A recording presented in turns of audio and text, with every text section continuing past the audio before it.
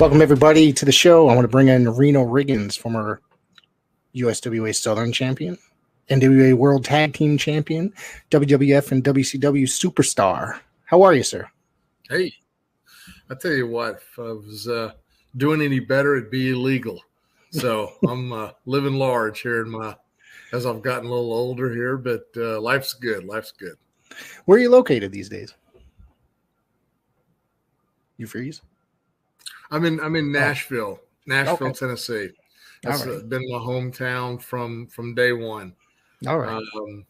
Seems like when I got in the world of pro wrestling, you just try to get lost a little bit in that fantasy of pro wrestling. So I was like, and of course back then Nashville wasn't an it city like it is now, but I thought, we'll, kind of spice things up with a little glitz and glamour, and we'll go with Las Vegas. So that's how the Reno Riggins from Las Vegas, Nevada kind of came into play. So you were trained by the legendary Tojo Yamamoto. How did you hook up with Tojo and going forward? Oh my goodness. So when I first decided I was going to try to pursue being a pro wrestler, I went to the Fairgrounds Sports Arena here in Nashville, Tennessee, and I was asking, people there at the arena who, do they know of anybody that trains wrestlers? And a couple of folks mentioned Tojo, and one of them was Jeff Jarrett's grandmother, Miss Christine Jarrett. And she had said, go talk with Tojo. And so I tried to catch him one night at the end of the night out in the parking lot. He was walking to his car, and I was stalking him. And he had I got about within 10 feet of him, and he had his kendo stick with him. He was going to hit me with it. He says, "Get away from me!" And so I was like 19, close to 20. I was a kid. I was scared to death, And so I left and came back the next week and told Miss Jarrett. I said, he was going to hit me with his stick. So she goes, just go back and ask him again. I go back, ask him again, same thing. Well, this goes on for about a month, and I really wanted to try to pursue, a life in pro wrestling. And so I was just too ignorant to know, thankfully, that he was trying to run me off. And so finally he got annoyed and just said, well, look here, kid, come here tomorrow morning at 6:00 and we'll see what you can do. So I show up the next morning at 6, and he had a training academy, and he was working some guys out. And he had about, I don't know, maybe a dozen, proteges at that time. And I go in there, and I'm seeing some of those guys. And he told me, he says, get a trash can and put one in that corner, one in that corner, one in that corner, and one in this corner. And so I do all that, and I come back to him. I go, okay, now what do you want me to do now? He says, run. And so I ran, and I ran, and I ran. And finally, after about an hour, fortunately, I was in great shape at that time. And I just was running, and all the guys were in the ring, and they were, doing calisthenics and drills and, like class as usual. And so then, after about an hour, I thought, well, maybe he's forgotten about me. So I go over to him and said, what do you want me to do now? And he goes, did I tell you to stop? And so I take off, I ran for the whole entire time. And Wow. So at the end of it, he said, come back next week. And that was all he said to me. Well, he goes and gets in the car and leaves. And I'm just sitting there thinking, I've just ran for about, 2.5 hours. The trash cans in the corners was for me throwing up. That's what that was for. And so I had, so I come back the next week, figuring I'm going to get in the ring next week. I go, same thing, run. They're in the ring, training and stuff. And I'm watching as I'm running, but I'm running. I'm not in the ring. And at the end of the session, come back next week. So it was almost. And, of course, this was in the late 80s, maybe 86, 87, somewhere along those lines. It's been a minute, so my memory's not as clear as it used to be. But it was almost kind of a paralleled scene from the Karate Kid Ralph Macchio sand the floor. I'm just running the whole entire time. And so basically the industry back then is not like it maybe necessarily it is today. Right. Is they didn't want, just some Johnny come lately come and get involved in the pro wrestling business. It was right. A very tough thing to get involved with and to break in. But finally, after about a month of me just being too ignorant to realize he's just trying to run me off, he figured, well, either this guy has a heart of a lion or he's just a village idiot. But either way, he keeps running and coming back. So I've got to see what I can do about maybe putting him in the ring and see what he can do. So finally after that fourth, and I was kind of thinking, I don't, all I do is run. I don't, and so finally at the end of that last day that I ran, he asked me, he said, "Do you want to quit?" And I told him, I says, well, to be honest, I said, it's getting kind of boring. I says, although I'm getting in great shape. He goes, "Come back next week and you'll get in the ring."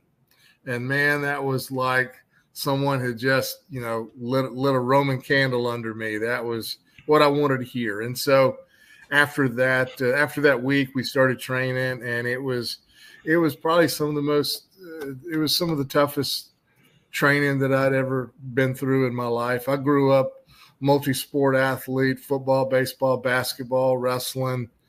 Anything was a sport or a contest, I was involved with it. I grew up loving that my whole entire life, and I was a fair athlete. And so I thought, I think I would really like to pursue this. And growing up, I was a wrestling fan. I enjoyed watching wrestling. So I watched the NFL, the NBA, the MLB. I watched all these things, and just so happened that, pro wrestling is just, it wasn't one of those things like I'm 12 years old and that's what I want to do when I grow up. When I got to, late adolescence, 18, 19 years old, I was thinking, I'd like to give this a shot, while I'm still young. And my goal was from day one was to go to the WWF. I always kind of knew, kind of in the back of my mind, being, 5'10", 220 pounds, that I was never going to be Hulk Hogan or cast in a role like those guys. I kind of felt like I was a little bit more not blessed with the big physical stature, but I was blessed with I felt, really good athletic ability and maybe an ignorance not to give up. And so I just tried to stick with it. And fortunately, Tojo saw maybe a little something in me that he thought maybe this kid might have a chance of making a career of this. So that's a little bit of it in a nutshell right there, kind of giving you the abbreviated version. What was your first match like, and do you remember it at all, and who it was against down in that area?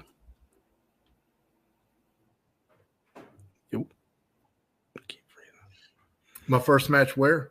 Oh, yeah, down there, okay. Like after training. My very first match was with a guy named Major Yates. Okay. He was actually – I'm sorry? Mm-hmm. Go ahead. Sorry. Are we having a connection issue? We're breaking up a little bit. Okay. All right. Go ahead. No, sorry. I was going to say the very first match I ever had, right out of the training school, there was a kid who was a student along with me. He didn't have a pro match either. So his very first pro match was going to be against me, and my very first pro match was going to be against him, and which I was very comfortable with because he and I had been wrestling each other for probably the last 2 years in the wrestling school with Tojo. So we were very comfortable with each other. And, Tojo was old school, and this was, like I said, 86, 87, somewhere along in there. And Tojo, he was really old school. He didn't smarten us up to the business until on the drive down to the event. And I never will forget, it was in the summer, and it was a festival. It was a festival that happens here in Columbia, Tennessee, which is probably about 60 miles south Nashville, Columbia, Tennessee, and they have this huge festival. It's called Mule Day, and they have people that actually attend this thing from all over the world. It's a pretty neat thing. I'd lived here my whole life and had never heard of that. And so I'm like, what?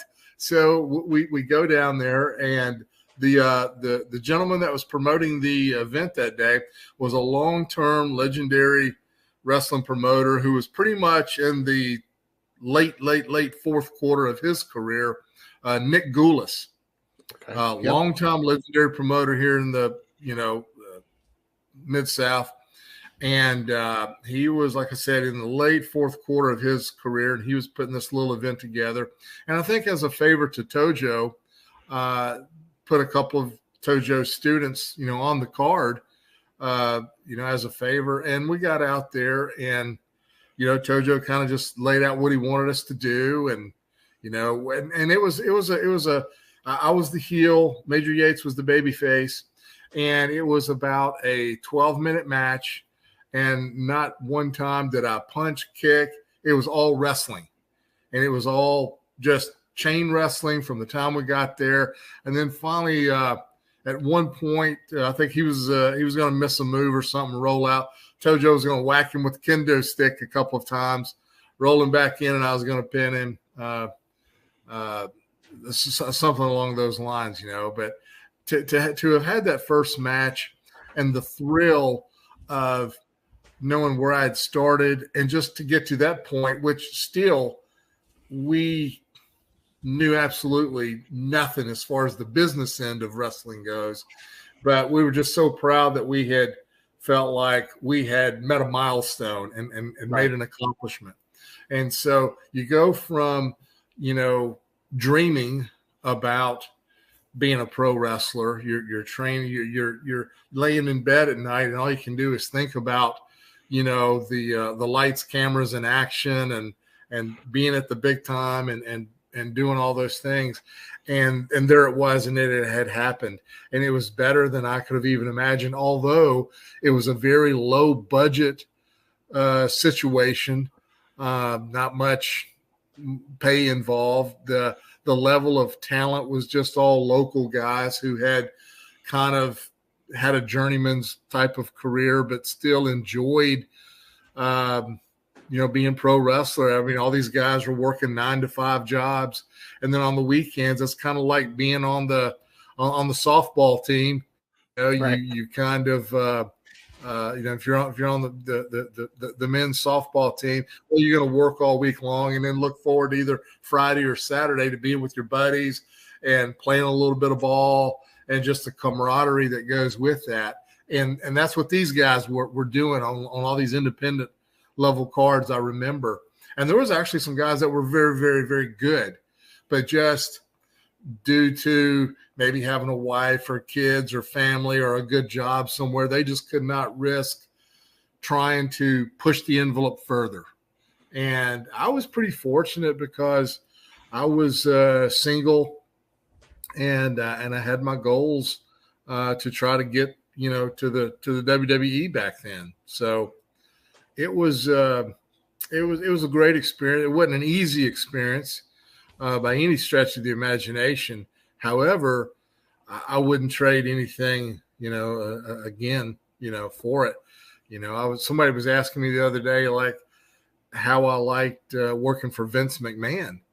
And, because they see his character on TV, and I mean, he's a businessman. A lot of times he has to set people down and have tough conversations that maybe they don't want to hear, or right. Make some very, very tough decisions that affects people's livelihoods, but I had a great relationship. I felt like they had hired me to do a job.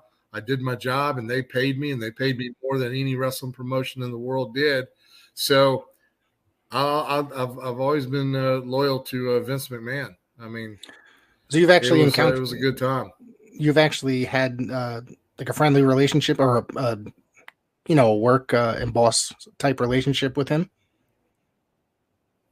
I'm sorry, you broke up a little bit. You've actually had like some sort of like relationship with him, such as like, worker a boss and coworker type relationship, like you've actually encountered him. Yeah.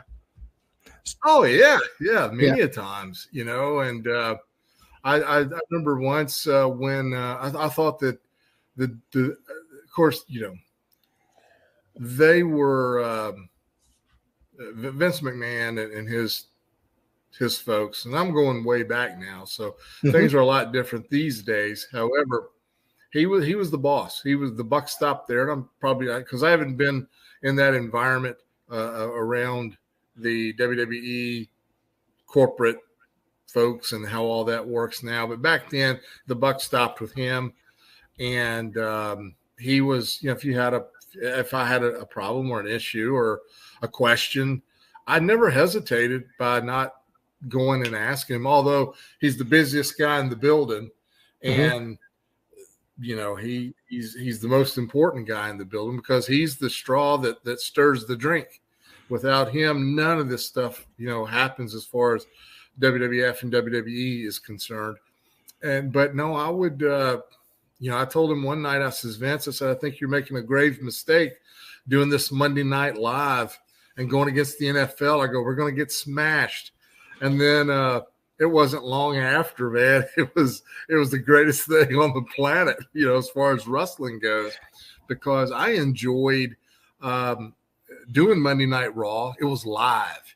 You know, you go out there and you tape TV and in front of, you know, 10, 12, 15,000 people. And that's still very exciting. You know, it's very exciting to go and perform. You know, I don't care if you're a juggler, musician, comedian, musician, wrestler, to have a live audience, because that's going to give you that extra step that you're not going to get in a studio situation, you know. But when they added the element of live TV, it just really, for me, it really charged me up, because I wanted to go out there and just give an absolute dynamite performance. You know, I always kind of said, if a job, big or small, do it well or not at all. And, you know, to go out there and perform. I remember, I never will forget this. One of the highlights of my wrestling life was Monday Night Raw in Manhattan at the Manhattan Center, one of my favorite places ever to wrestle. What an electric vibe that place had in it. It wasn't a very big venue compared to the big arenas that we were wrestling in at the time. But I mean, the people, it seemed like the people were just packed right up on top of you. And they were very enthusiastic, just an electricity in that building that I just don't have the words to describe. It was just exhilarating. And I wrestled Tatanka on Monday Night Raw in that environment. And I felt like he and I got out there and we just tore the house down and had a really good, solid match. And just leaving out of there that night, in the back of my mind, I thought, man, tonight was a very, very special night as far as my personal journey was, was heading. So I just remembered Monday Night Raw. So I told Vince, I says, Vince, after I'd been on Raw a couple of times, you know, and I felt like gave really good performances, I go, Vince, I said, I got a new idea for the show. He goes, what is it? I says, we need to change the name to Monday Night Riggins.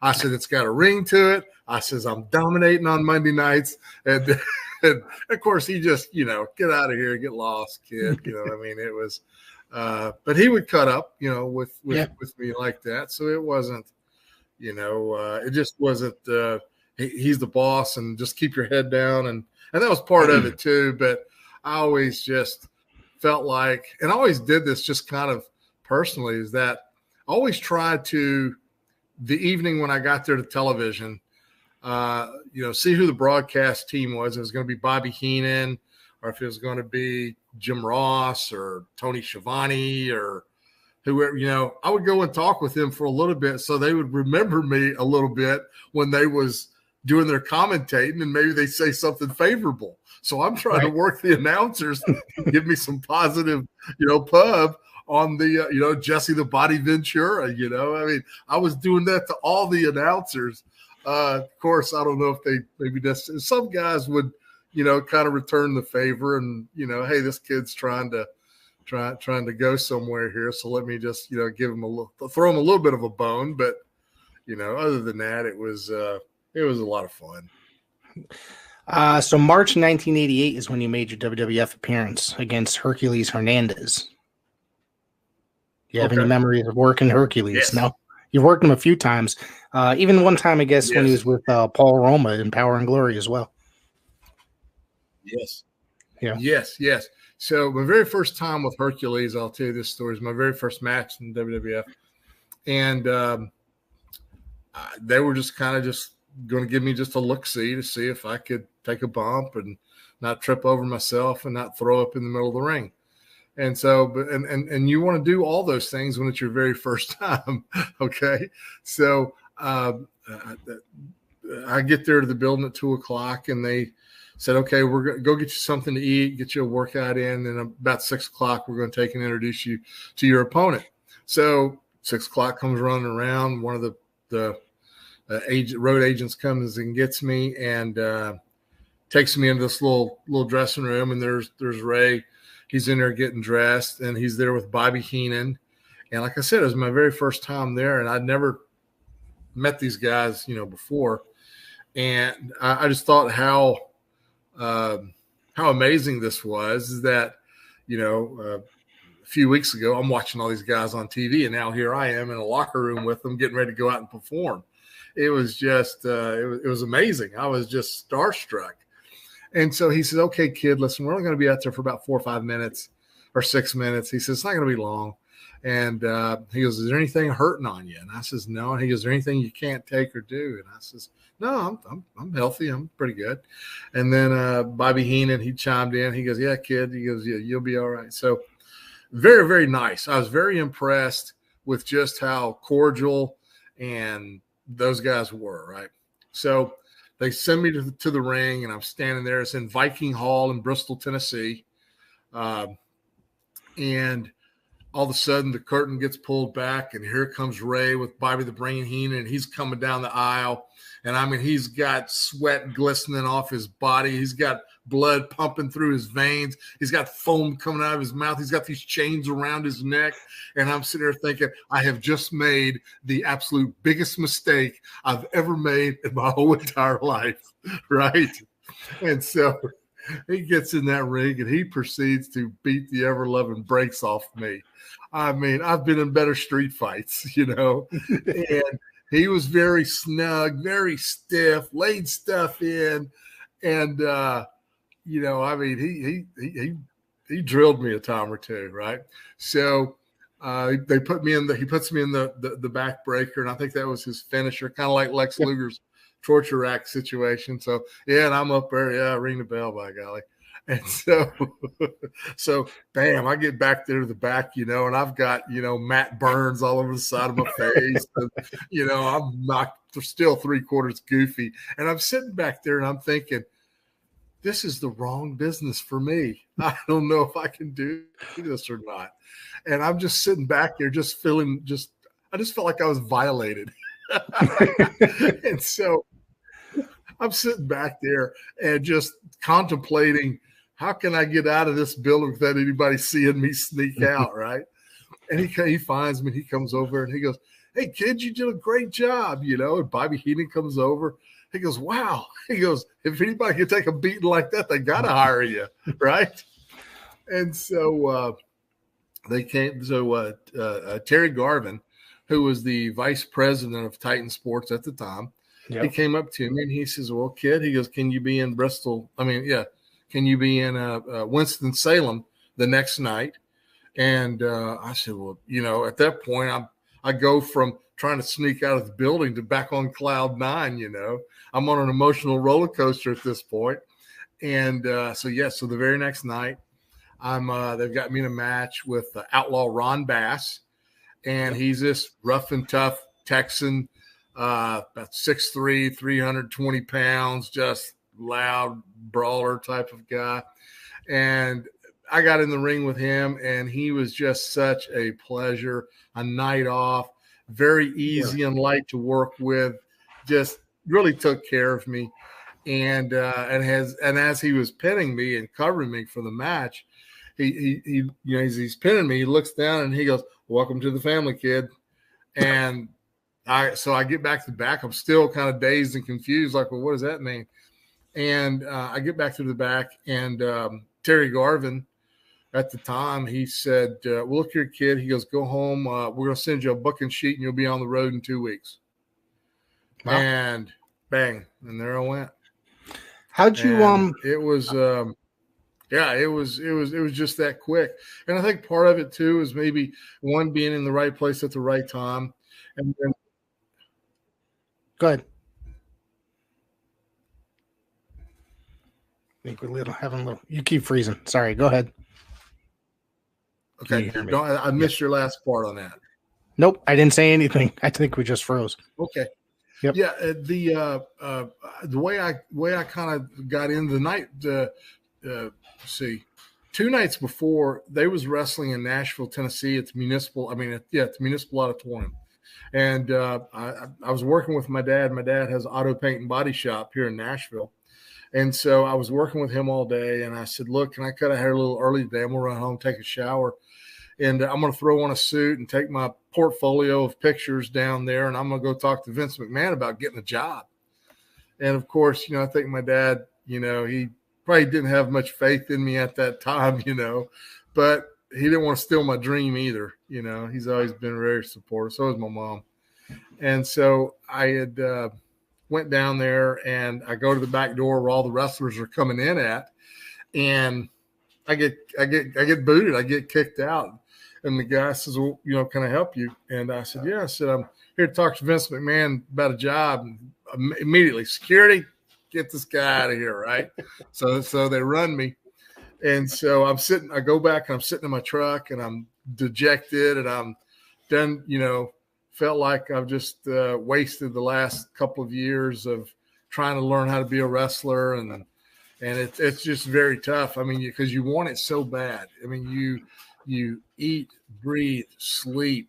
There's not a constant day that it doesn't cross your mind that you are just trying to you have to build up such a burning desire to want to succeed. And then when you run into an obstacle or a speed bump or a wall that gets in your way, it's sometimes very frustrating, but you have to regroup and try to figure out something. So I'm sitting there in the truck and I'm getting ready to pull off, and I look over in the passenger seat, and we had a FedEx delivered to our shop that day, and we had already gotten the contents out of the box. So it's just the empty box, FedEx.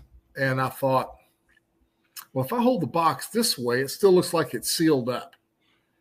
So I grab the box. I go to a different door. I'm banging on the door. Another security guy comes, and he says, yeah, can I help you? I said, I got a FedEx package for Vince McMahon. And the guy said, well, give it to me. I'll make sure he gets it. I go, no. He's got to sign for it. So here I am in a suit, no clipboard. I've just got this box that I'm trying to keep from this guy realizing it's already been opened. And he looks at me, he looks at the box and goes, all right, well, come on in. And so I learned right then and there, if you kind of look like you know what you're doing backstage and you've got on a suit, no one really ever questions you too much. So I get back there, I ditch the box, and now I'm on the hunt for Vince McMahon, right? And so I go and ask this guy, hey, who do I need to talk to about getting a job? He goes, I go see this guy. And then I see this guy. He goes, no, go over and see that guy. Then go see this. So finally I'm standing there like I've done talked to 3 or 4 people, and I'm like, nobody knows nothing around here, right? So this one guy comes up to me, and he says, hey, can I help you with something? I says, yes, sir. I said, I'm here to talk to Vince McMahon about getting a job. He says, well, what do you do? And I was insulted. I said, well, I'm a wrestler. And he says, oh, okay. He said, well, how long have you been wrestling? And so I fudged a little bit. I think I told him 2 or 3 years. And he says, oh, okay. He said, well, let me ask you this. He goes, who trained you? And I says, Tojo Yamamoto.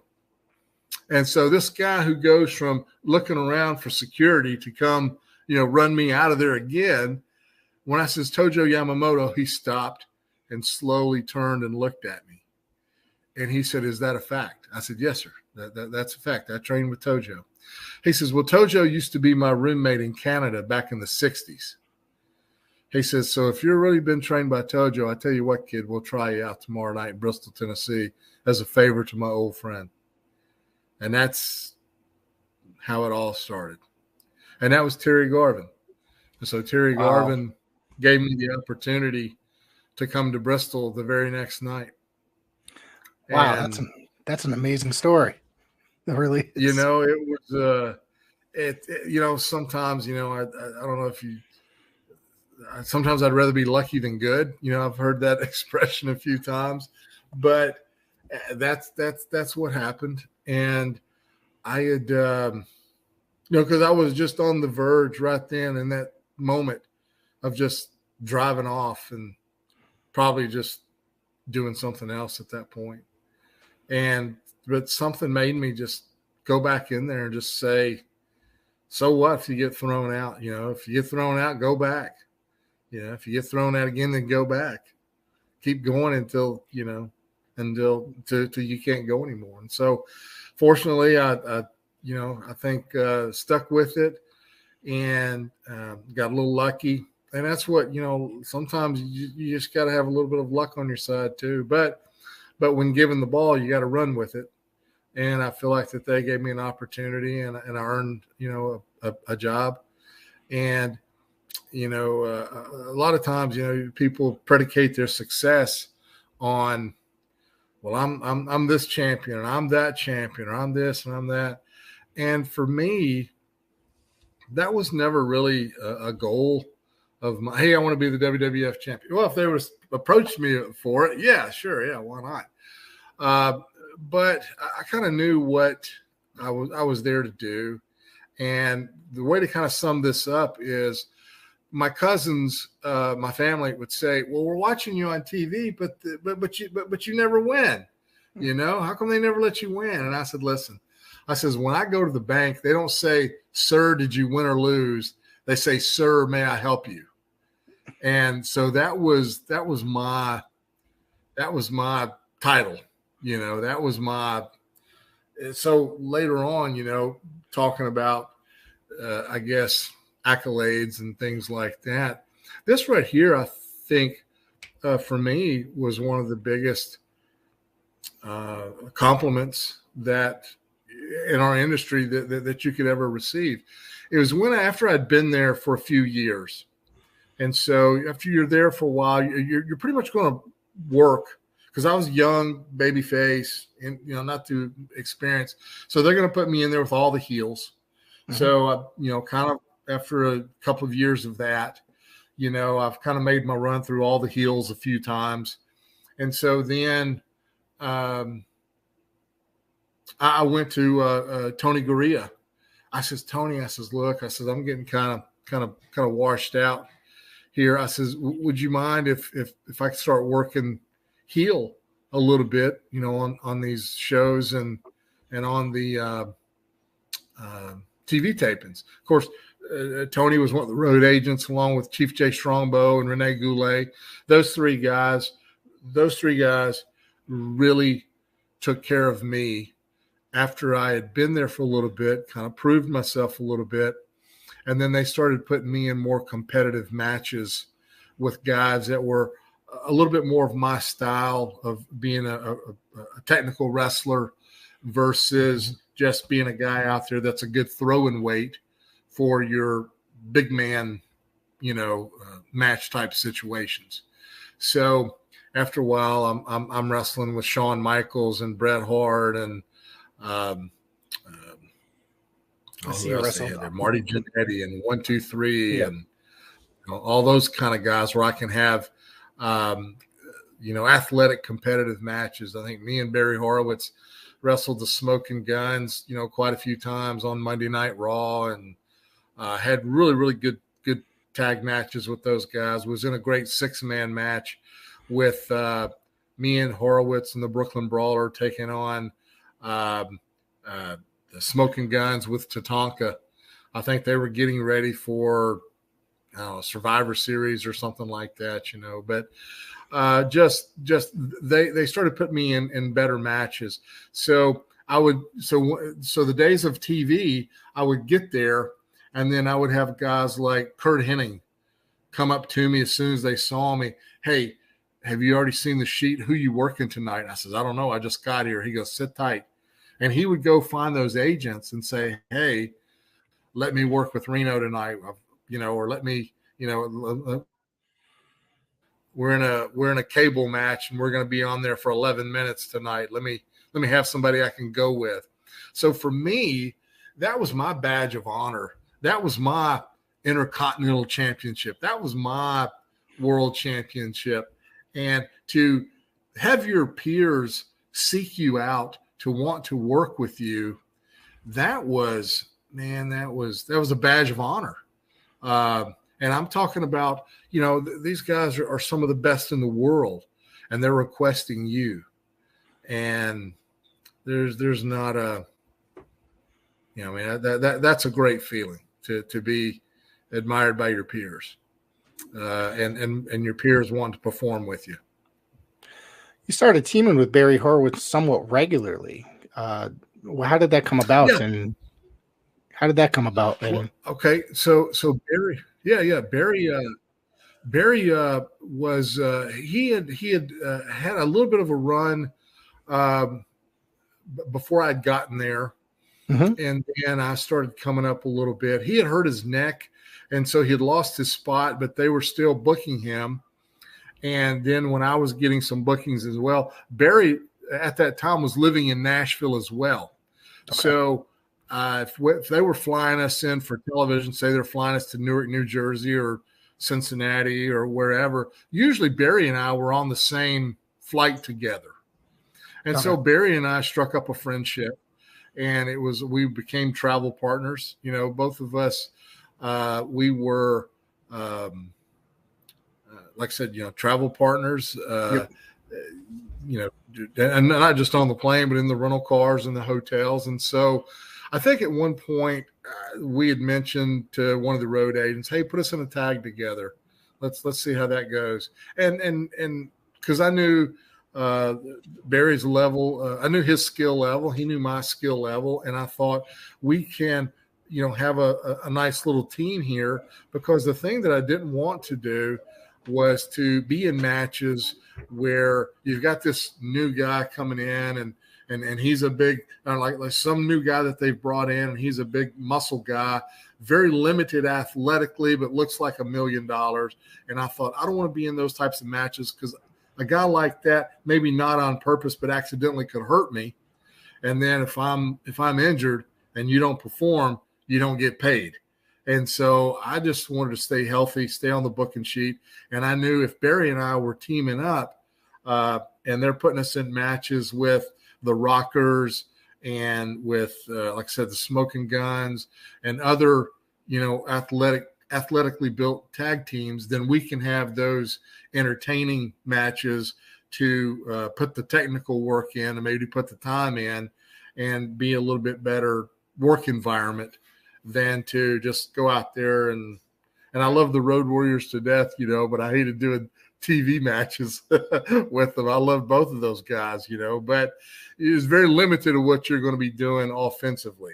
So with that being said, that's kind of what my personal motivation was with me and Barry teaming up like that. Barry was actually one of my first guests 3 years ago, and he had so many great, amazing stories. He was such a super nice guy to talk to the whole time. He said he'd only do a half an hour. We went an hour and a half. So yeah. Yeah. I mean, here's the thing. He give you the shirt off his back. And he was a great travel partner. He was a guy that I never had to worry about leaving my wallet or watch on the nightstand. He was a guy that we're going to get the rental car. We're probably going to go get us something to eat. We're going to go find a gym.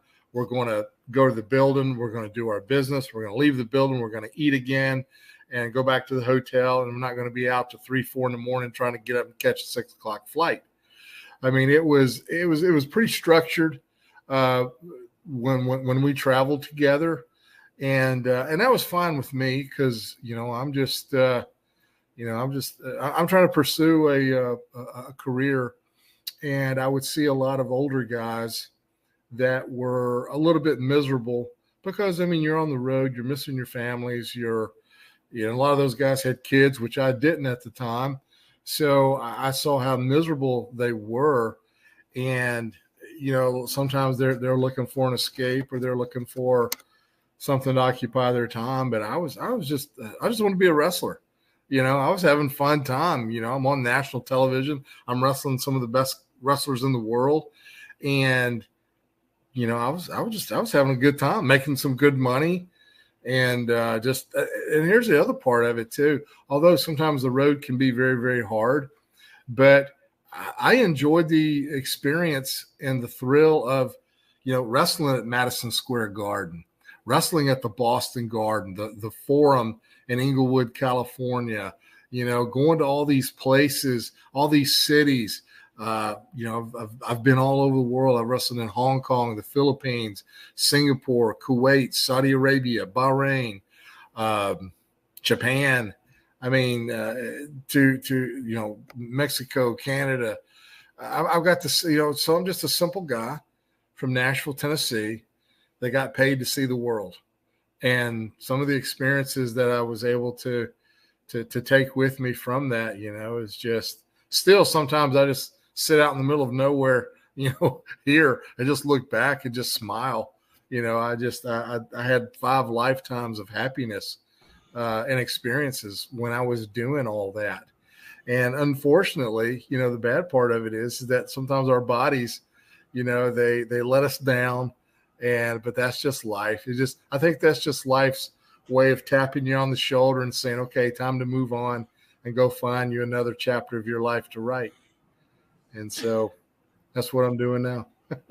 I want to ask you about a couple guys from your WWF days. They were the first run, I guess. Somebody that was in there for a very brief period. I guess they could not come to an agreement, but Al Perez, you worked with Al Perez. Any memories of that? Yeah. Oh, yeah. I liked Al Perez. I just, I don't know. I don't think he was necessarily happy there. It's not like that we were travel partners or training. I did get to work with him. And I thought, man, that's a guy that can make some money with. I thought he looked like a, like a megastar. Yeah. Yeah. A real good looking guy, great shape, great body, very athletic. But I don't know for what reason or another, they just didn't have really, maybe just have him figured in the plans much. And he was a guy that it's like, well, I'm just being wasted, so I might as well go do something else, So I don't know the full, but as far as wrestling him, oh, heck, I'd wrestle him every night. Yeah, I enjoyed working with Al Perez. I think he could have become a huge star for the WWF at that time period. And I was very happy to see him because, I had watched him in World Class. I'd watched him in the NWA and such. And to see him come there, I was like, wow, this is so crazy. And it's like, this is going to be awesome. And then all of a sudden he just disappeared after 2 months or so. So I just feel like it was just a swing and miss with the office, but that's unfortunate because I think the wrestling world would have really been treated to a good talent. Absolutely. What about Ron Garvin? Ron Garvin? Ron Garvin. Oh, Rugged Ronnie Garvin. Rugged Ronnie Garvin. That's right. Yeah, Hands of Stone. Yeah, loved Ron Garvin. I worked with him on numerous house shows and television, and traveled for a little bit. So about the first 2 weeks, so they fly me to. So they said, "Go home, kid. In 2 weeks, we're going to send you a booking sheet," and bang. So the first place they flew me into was St. Louis. We are wrestling in Cape Girardeau, Missouri that night. So I land at the airport. They said, when you land, go get your rental car and drive to Cape Girardeau, Missouri. I said, okay. So 19 or 20 years old. I land. I go to the rental car counter, and they won't rent me a car. It had to be 25, 24 back then. I think that's still the case. You got to be over a certain. It's like 25 now, I think. But I was, I said, they wouldn't rent me a car. So here I am, first day on the job. You want to talk about, having a panic attack, and I'm at the airport. So I'm not too worldly at this point. I've probably been outside my state maybe twice in my life to this point. So I called the WWF office. I still got that number memorized, 203-352-8606. And that was because back then you had to remember numbers. Yep. Like nowadays, someone said, "Hey, give me your son's phone number," and I don't even know his number. I gotta, look it up. Programmed. Yeah. Yeah, it's a program. I know his name. I just punch his name that rings his name. But back then you had to remember phone numbers. So, yep. So I called them and they says, "Well, hey, look, go to gate 12. Terry Taylor and Ron Garvin's going to be coming off the plane. Tell them who you are, and get in the car with them and ride with them." Right. So they come off the plane, and I said, I go up to Ron Garvin. I said, "Mr. Garvin, how you doing? My name's Reno Riggins." So he's expecting to sign something. He thinks I'm there to ask him for his autograph, right? It's funny now, but it wasn't too funny then.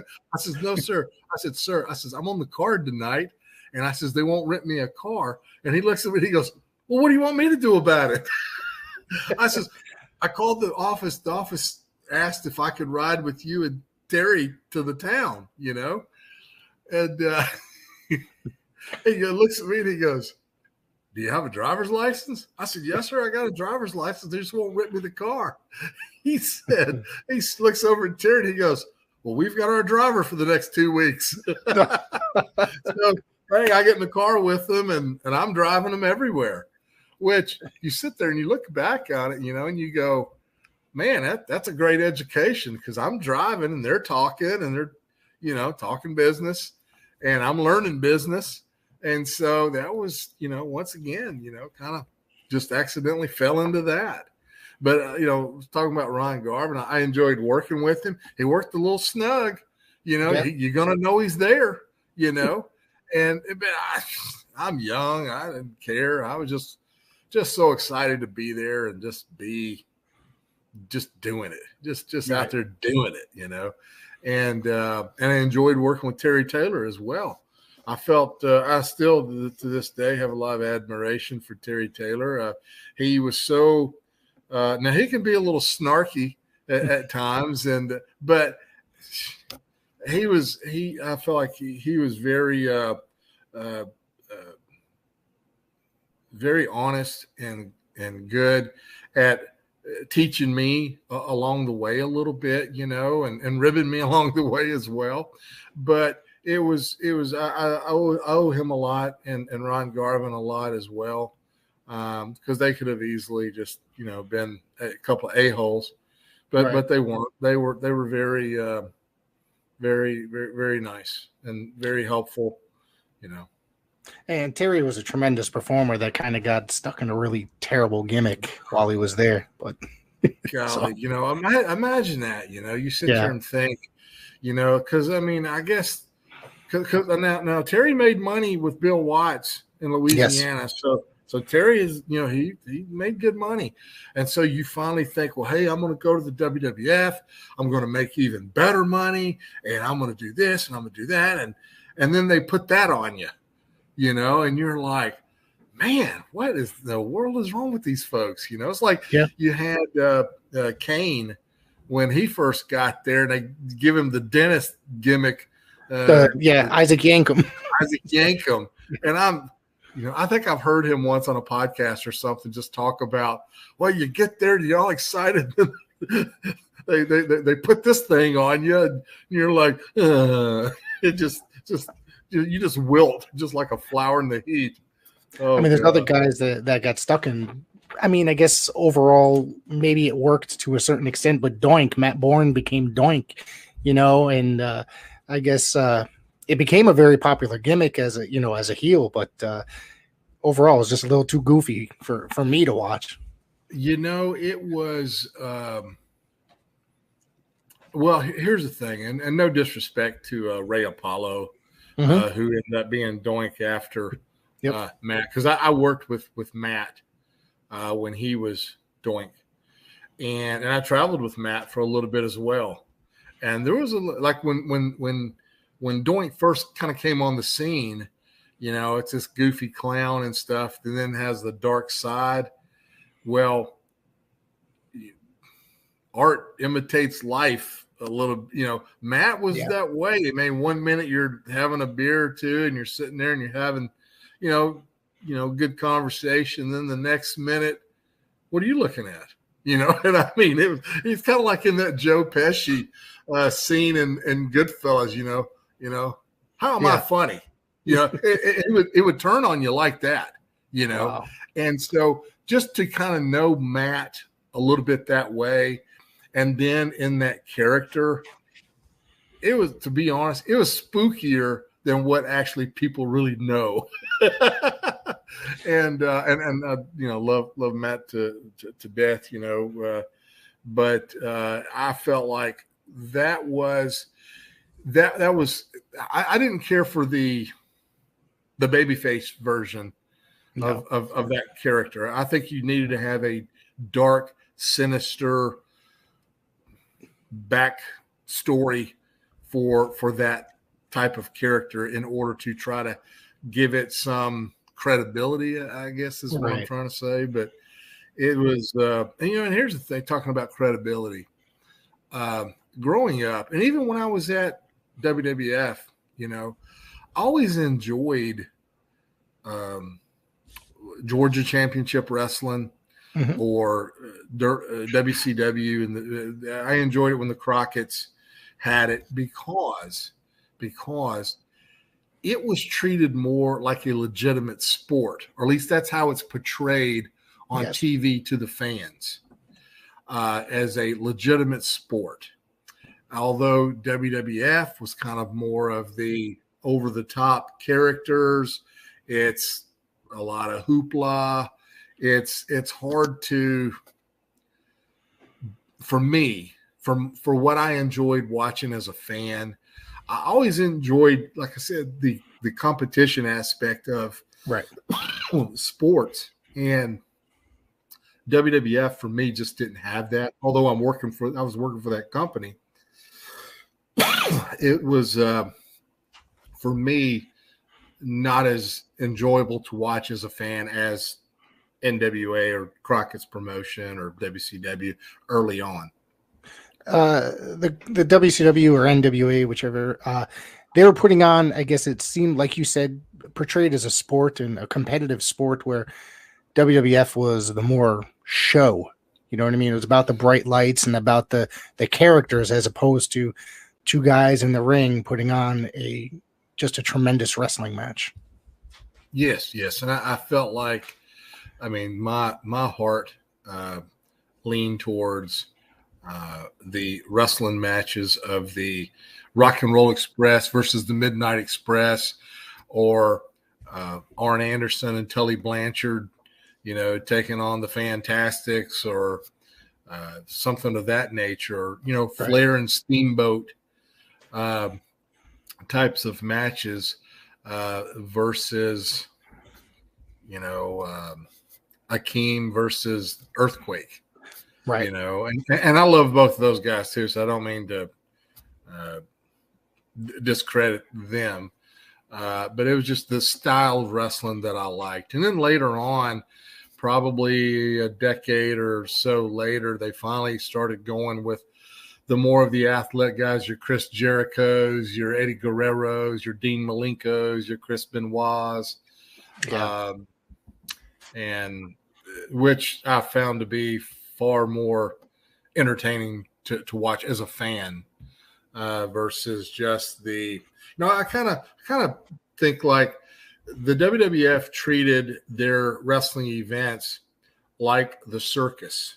Okay, and follow me on this for a second. So the circus has a lot of different things for a lot of different people. It's a variety show. You have the the clowns, that come out. Of course, they had Doink the Clown. They had the Bushwhackers, Outback Jack, all of your, Hillbilly Jim, all your lighthearted characters kind of fit with, here come the clowns, right? And then you had the high trap, the trapeze act, your Shawn Michaels and a couple of your high flyers. Not a whole lot of that though. And then, here, well, what does everybody want to see? Everybody wants to see the elephants, and they want to see, basically they want to sit down front, see how big the elephants are. And once again, when I say these things, I'm not saying this to discredit or knock somebody. I wished I was as big as these guys, but how big is Earthquake? How big was Andre the Giant? Or Big John Studd, or Giant Gonzalez, or all these guys that were, when you saw them walk to the ring, you were like, holy mackerel, how can a human being be this big? I remember the first time I ever saw Andre the Giant. I saw him as a kid once, but then I saw him as a full-grown adult man. And I saw him walking in, and it was as if my eyes were playing tricks on me. I just could not believe a human could be that big. And I've seen basketball players 7 foot, and they're usually tall with long arms and long legs, and they're tall and lean and almost like a stick, figure. But Andre is like me, but being 7'4" and 500 pounds. He was proportionate, like a normal guy.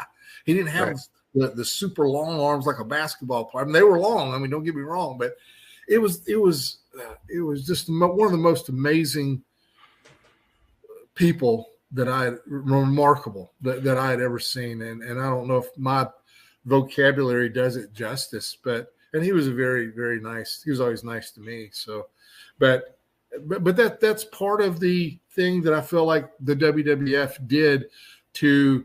They're bringing the circus to town. They're bringing a little something for everybody. Whereas I think the NWA or Georgia Championship Wrestling was more of that competition based. You're going to see somebody get busted open tonight, or hopefully you see somebody get busted open tonight. You're going to see some personal issues. You're going to see 2 guys that absolutely hate each other's guts. And they're going to get in the ring and they're going to settle it tonight in the Omni, And so that was that turned my key, because growing up here in Nashville, we had wrestling from Memphis and at the Nashville Fairgrounds Sports Arena. So growing up as a kid, I got to see a boatload of Jackie Fargo, Jerry the King Lawler in his prime, Bill Dundee, Dutch Mantel, Austin Idol, the fabulous one, Steve Kern and Stan Lane taking on the Sheep Herders, which was Luke and Jeffrey Boyd. Luke and Butch. I'm trying to think, because there were several different members. Sometimes they would swap them out. Yeah, I'm trying to think of what the other guys, because I literally this morning saw a picture of the original lineup. Yes. So. And so, yeah, and you're going to see those guys you're going to see some blood and guts. You're going to see an issue. You're going to see a fight. And that's what, here in the Nashville Fairgrounds Sports Arena, I think Jerry Jarrett kind of coined the phrase, personal issues sells tickets. And I love that, Jerry Jarrett, he's a very, very smart guy as well. I have a lot of admiration for him as well. But just seeing, those types of guys and the issues, some of the battles that they would have kind of reminded me of Georgia Championship Wrestling and the guys down there. It was like I said, it was more of a competition base, more of a personal issue base versus the WWF being a over the top situation. In 1990, you ended up in WCW. So how did that come about? Okay. So WCW, my bookings with WWF started tapering off a little bit. They were scaling some things back, I believe, and having some budget cuts at that time. And so they were still booking me. However, I was free to do as many independents as I could.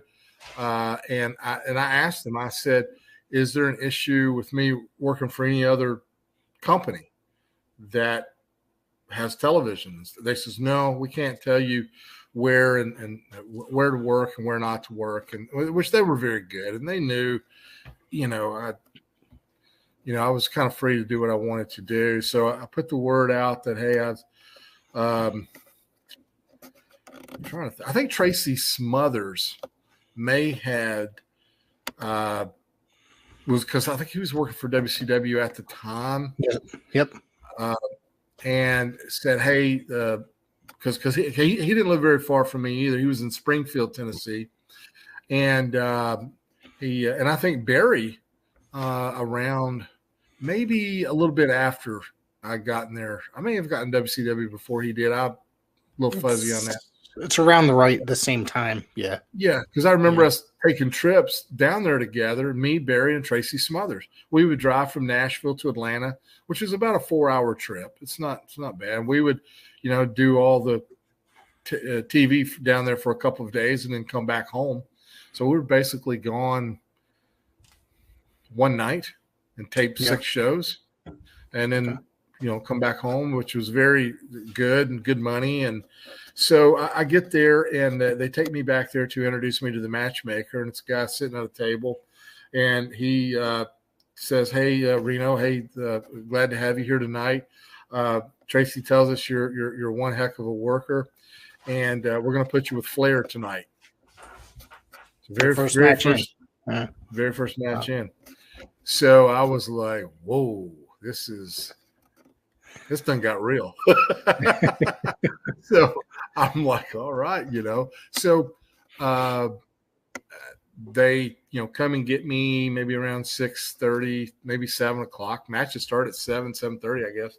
Flair gets there, and they take me back there and introduce me to Flair. And they said, Reno, this is Ric Flair, and you're going to be working with him on the second match, or whatever the deal is, And I was surprised because Flair says, hey, Reno, nice to meet you. I hear you're a great worker. Looking forward to working with you.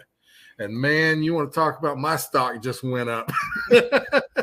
I'm feeling pretty good about that. They even knew my name, right? Right.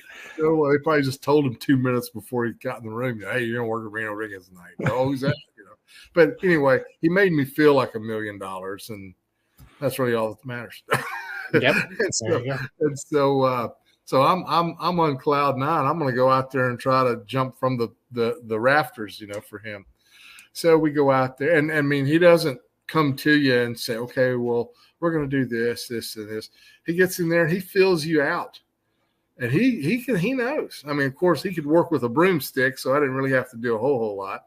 Right. But he gave me offense. He's chopping me in the corner, tells me to reverse him. I'm chopping him. He says, give me the big bill. I give him the bill, drop kick him, down he goes. And, a spot that he's done a million other times, but I got to do it with him. And that's a guy who's, on the Mount Rushmore of pro wrestling. And I can say, I've worked that guy, And so I felt like we had a decent little TV match. And then after that, it was, I'm working with the Midnight Express, or I'm working with Buddy Lee Parker, or I'm working with, all these different, the Tully and Arn. I'm getting to wrestle, all these guys that are their top, guys. And I was, I was just living the dream, glad to be there. And it was a great experience, even working, down there. Now, one of the things that I noticed was that their production was nowhere near the magnitude of WWF. It was just light and day difference. However, I liked it down there because their emphasis was on wrestling, right, and not necessarily. I enjoyed that, because I think one time they even. They was, trying to kill 10 or 12 minutes on one of their cable syndicated shows. So they took me and put us in a mixed tag match. It was me and Bambi taking on Scrap Iron Bill Ford and Peggy Lee Leather. And I remember that match. I remember that match very well.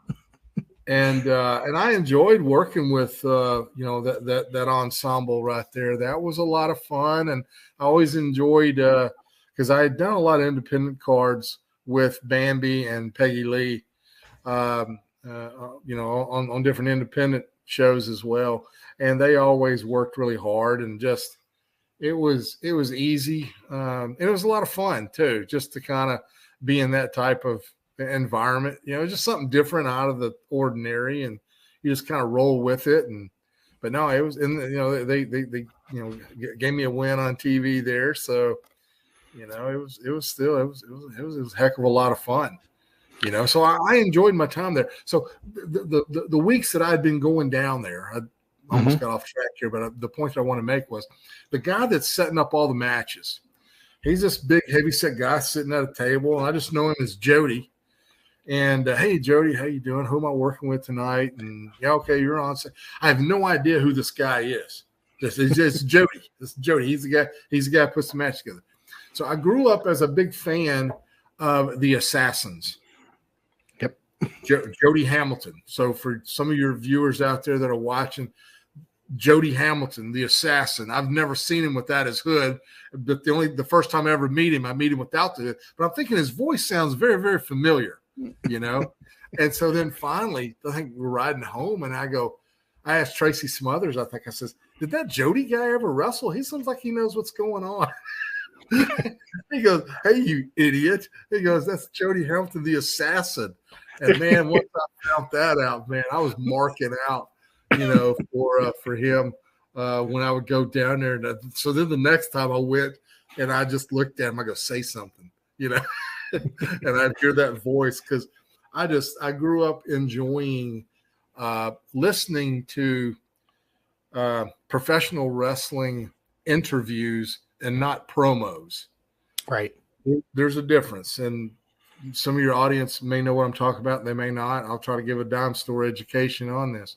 But when you have a guy who's giving an interview, meaning you have someone out there like Gordon Soley, they're leading the interview. Well, you got a tough match coming up here with JYD next week, and he will. They're talking. They're telling the story of what is happening, and I felt like I love those a lot more than someone going out there and when I get you in the ring, I'm going to da-da-da this and da-da-da that, because I felt like that doggone assassin, he just told the guy he's going to rip his head off. I believe he's going to rip his head off. And he did it in such a calm manner, and they had such a great vocabulary. It wasn't just some guy yelling and at the top of his lungs with spit flying out of his mouth. This is a guy that was in a calm, educated voice telling you what he was going to do to you and how it's going to go down. And it's kind of like when you're at home, and if your dad comes on and he's yelling at you and stuff like that, kind of goes in there one ear and out the other. But if he says, hey, boy, come here a minute. When you hear that, you knew something, you knew you was in trouble then, So so when you had a guy, when I would hear that, it would just trigger that in me thinking, oh, my God, that guy's serious. He's really going to rip his head off, So I always enjoyed, Jody Hamilton, the Assassins, and the way that they, conducted their time on television, and just a big fan of theirs. And it was so funny because I was around him for like maybe about 3 or 4 months, and never knew who he was. That's great. I do want to ask you to backtrack just a little bit about the match the mixed tag team match that you were just referencing. Yeah. So you guys took the victory. You and Bambi took the victory. You got the win on TV, which didn't happen too often. And were they putting you in line for like maybe a push or something? I mean, it was. I don't know. It was. Right. I think they just kind of just felt like I was doing a good job and just threw me a bone. Gotcha. At that point, I kind of wished, just looking back at my career a bit, I wished I would had kind of stuck around a little longer in the WWF for like the 96 and 97, right. 98, around in there, because that's when they started going with the the light heavyweight title. Yeah. and I would have loved to have been a player in some of that. However, at the beginning of '95, I had left wrestling. I got married that year and took a year off, and then kind of just really didn't know. I've already done this a little bit. Maybe I just need to move on with my life. But I did that for about a year. Just kind of took a little time off, and then just said, you know what, I'm just going to work on the independent scene. And just kind of work on my creative skills and do that. And so that's what I did, and ended up later on teaming with Stephen Dunn, who used to be part of Well Done, with Timothy Wells and Stephen Dunn, Stephen Dunn, which was Rex King. Yes, and Steve and I became friends back in around 93, 94, when him and Rex was doing the Well Done gimmick there in WWF. And we reconnected back in maybe 97. And we was working for a little small independent promotion here in Nashville for a promoter named Burt Prentice, Music City Wrestling. And we teamed up together. And I tell you, although I wasn't making nowhere near the money, I had pretty much creative control of what I wanted to do and who I worked with and things of that nature. And that was a lot of fun as well. And so then I think around either 98, Jim Cornette called us. He was working in the WWF office and said, hey, would you guys want to come up and do a tag match? And yeah, why wouldn't we? So we went up, and they were bringing in Jeff and Matt Hardy, which I had known Matt Hardy from his earlier time with WWF. He was, enhancement talent like everybody else. And so, I'd love to work with those guys. So they sent us out there, and we worked with them. And I don't know if it was I don't think it was Raw. I think it was I don't know. It was one of the syndicated. Shotgun Saturday Night. Shotgun Saturday Night? Yeah. Okay. Yeah. And so we worked in a tag situation. And, we didn't have much. As far as the match went, for television time, I felt like a pretty good amount of time. And we went out there, and I felt like we had a very entertaining match just for the first time that we had ever worked with those guys. And so I'm coming back from it feeling kind of confident. And a little bit of the conversation is that they might be looking for someone that they're going to push these Hardy Boys, and they might be looking for someone to work with them for a bit.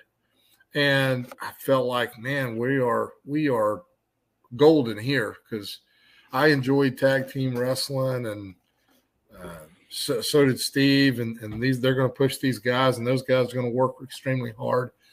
So I was kind of under the impression that there's a good possibility that we're going to be working with these guys for a little bit. And we had that one match with them, and Jimmy, I felt like, was in our corner pushing a little bit as far as, hey, you got the decision makers. Hey, you guys make a decision on these guys. These guys are, they're gonna carry the mail for you. And for some reason, it just did not materialize. I don't know why, but not that I needed an explanation, because if I do that, then I'm trying to make logic of an illogical business, So I just, I was hopeful, but unfortunately, it didn't materialize. But I felt like we had good chemistry, and I felt like we could have had some really, really, really good matches with those guys, So yeah, it's just unfortunate and didn't work out for us, but What about your brief period in Global, working down at the Sportatorium? That was very brief. Yeah, I enjoyed. I enjoyed. Yeah, I see that you wrestled Gary Young and Jeff Gaylord during your time there. So it must have been pretty brief. That's the only reference I could have found. Yeah, it was very brief. Yeah. And I enjoyed working Gary Young and Jeff Gaylord. He was a good guy too. Boy, that ring was hard. Oh my God, that ring was so hard. I've heard. Global. I mean, it was like somebody just slammed you on the floor. It knocked the wind out of me. And I was like, oh my God, it was horrible.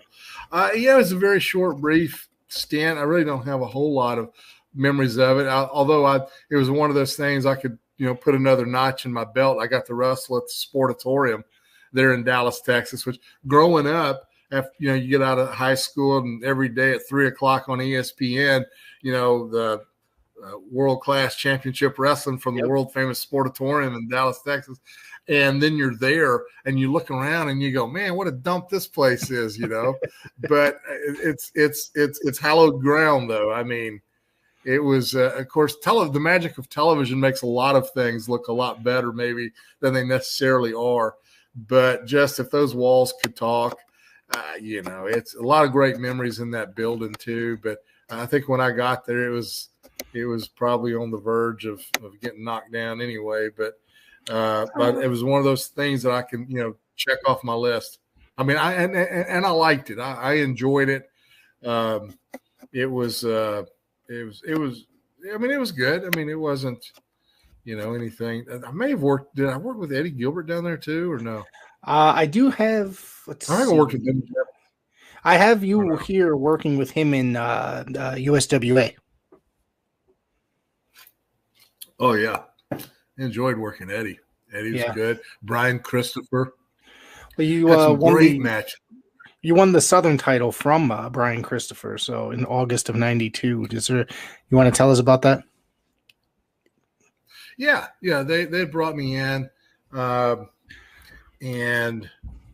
I thought, maybe at that point it was kind of time to start developing my character, a little bit of character, but just do something a little bit different, have more of an opportunity to develop or transition into a different type of wrestler. And so I was very fortunate that Brian Christopher was young. I'm young. He liked to wrestle a lot, and I like to wrestle a lot. So we were a marriage. As far as in ring goes, we were enjoyed each other's time because Brian worked hard.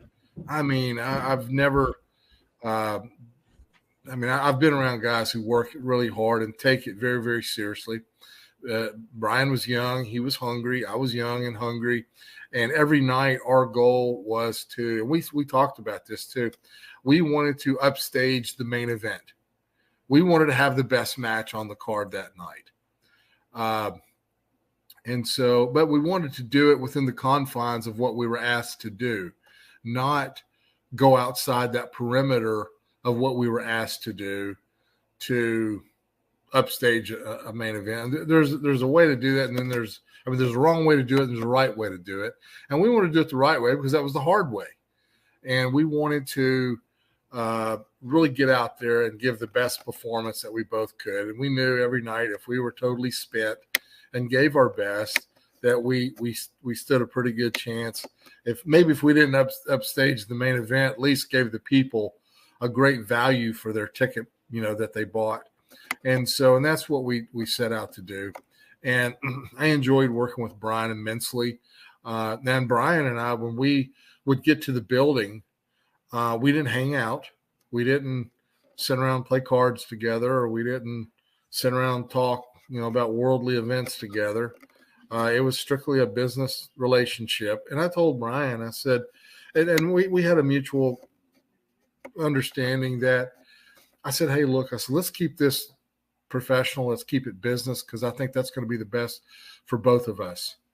I said, because I'm going to push you as hard as you can go every night. And I know you're going to push me as hard as I can go every night. So I don't want, personal feelings, one way or the other to mess up the magic that we're making in the ring. I mean, when we went out there and wrestled the first time, we didn't have a whole lot to go over. We just kind of, you get out there and you kind of call it, and some guy is just, he was a heel. I'm listening. And so I was very receptive to what he was calling. Sometimes, you have a guy, when two guys are kind of equal experience, one guy doesn't want to let the other guy call it. But I was always taught, if you're the baby face, be quiet unless the heel is less experienced than you are. But Brian was very good, and he knew, he knew how to get over. He knew how to get his opponent over, and we just got out there and just tore it up night in and night out. Probably some of the better matches that I had up to that point in my career was with Brian Christopher. You also got the team with Dutch Mantel while you were there. Yes. I remember one of the nights we wrestled. Me and Dutch and I love Dutch Mantel. God, have you ever had Dutch on your? No, I mean, I would love to. I am Facebook friends with him. I should hit him up. Yeah, hit him up. He's a great dude. Taught me so much. When I would get in the car with him and we would drive to Nashville to Memphis, or Memphis to Nashville, or Nashville to Louisville. The Nashville to Memphis ride is about a 4-hour ride, and you get in the car with him and you felt like you'd only been in there 15, 20 minutes because he's telling some great wrestling stories. But also too, he's very knowledgeable about anything you want to talk about. He just, some guys you get in a car with and all they can talk is wrestling. Well, right. Last night I had this match, and tonight I've got this match, and and that's all they want to talk about. Well, after a while, you kind of need a break from it. But Dutch could talk about anything. He talk about politics, he talk about health, he talk about life, talk about marriage, talk about worldly events. He was always such a pleasure to be in a car with, and funny. Oh my goodness, some of the best stories, he would tell, and just an absolute. Love that guy. Just love him. And so Dutch and I are teaming up one night, and we're at Memphis Mid-South Coliseum. And two young guys, green as grass, were working. They put hoods on them, and they were huge. They were monsters. One guy, I don't know, I can't remember what his name was. The other guy was Glenn Jacobs. And he was as green as grass. And then a few years later, wasn't very long, maybe 1-2 years later, I meet up with Glenn again, and he has his very first WWF match with me. And he was going to be a big star. I mean, you could tell. Yeah. Even back then when he was green, didn't know nothing. But Dutch and I had and I think they had hoods on them, and they were the Russian assassins or something like that. But I do remember Glenn put me over that night. Yeah, I think I got him with a small package. You wrestled the Moondogs a couple different times as well. I think you wrestled one in WCW, and then I have here that you wrestled in USWA as well. Was Rex there at the time? Yeah. I don't think Rex was there at the time. I think it was another. I think maybe Spot Larry Latham. Yeah. But the Moondog Rex, Randy Colley. Yep. Wrestled him at WCW, and just a very basic television match. It wasn't anything too exciting or memorable. On my part, just a basic match. He was a good guy. I mean, he was, it was pretty simple. And I always grew up watching the Moondogs in Memphis because they were going to have matches with the fabulous ones, Stan Lane and Steve Kearns. And you knew somebody was going to get busted open with that bone. And it was, a knockout drag out. So it was, I enjoyed working them more as fans, or watching them more as fans than actually having, too many matches. Just a different style, but good guys, good guys. According to my notes, you wrestled the young Taz in USWA. I did. Yeah. And I didn't really know, they just said, hey, you're going to be wrestling with this guy, Taz. And I said, okay. So I didn't really know him. And I wrestled him, and he wanted to so like every other thing, he wanted to suplex. Like, want to suplex here, suplex there, suplex there. And I finally grabbed him and suplexed him a time or two. I said, calm down, man. I said, I've been working 30 nights in a row. And I think he was only there for like one night. And then I mean, he was a good dude, and yeah. you knew he was going to be talented. But I was just like, golly, I was tired. I don't want to be suplexed 30 different ways that night. Then he had a brief stop in Smoky Mountain in '93. I did. I enjoyed that. I credit Dutch Mantel and Jim Cornette for reaching out to me and asking me to come and be a little bit of a part of that. And Tracy Smothers, another great guy who was in my corner, plugging that I, get to be on the roster there for a little bit there. And I enjoyed that. One of my highlights, two. I had two highlights there. One was had a great, I felt like a very competitive television match with Tracy Smothers. Mm-hmm. He went above and beyond, making me look like I knew what I was doing out there. Tremendous performer. Great. Very performer. much so. And he could go. And I had a match with one of my guys, one of my idols that I looked up to and I got to work with was Mr. Wonderful, Paul Orndorff. And he was so helpful in the back as far as, kind of coaching you along. He'd watch my match and, hey, I like what you did here. However, when you go into this, then you want to set that up with this. He was very helpful and very,